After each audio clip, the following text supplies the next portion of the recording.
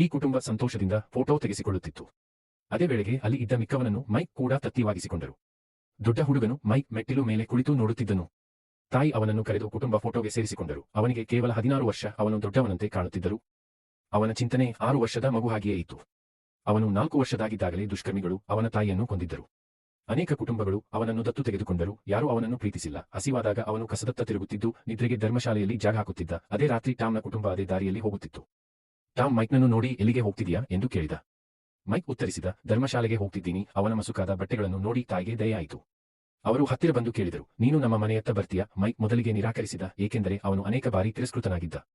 ಆದರೆ ತಾಯಿ ಅವನನ್ನು ಪ್ರೀತಿಯಿಂದ ಮಗ ಎಂದು ಕರೆಯುತ್ತಾ ಮನೆಗೆ ಕರೆದರು. ಅವನಿಗೆ ಇಷ್ಟು ದೊಡ್ಡ ಮನೆ ಎಂದಿಗೂ ಕಾಣಿಸಲಿಲ್ಲ. ಇಷ್ಟೊಂದು ಆರಾಮದಾಯಕ ಸೋಫಾದಲ್ಲಿ ಎಂದಿಗೂ ಮಲಗಿರಲಿಲ್ಲ. ತಾಯಿ ಅವನ ಬಗ್ಗೆ ಚಿಂತೆ ಮಾಡುತ್ತಿದ್ದರು.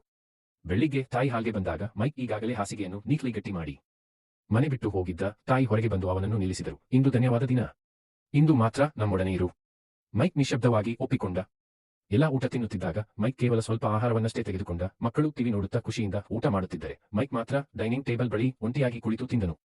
ತಾಯಿ ಅವನ ವಿನಯದ ನಡವಳಿಕೆಯನ್ನು ನೋಡಿ ಟಿವಿಯನ್ನು ಆಫ್ ಮಾಡಿದರು.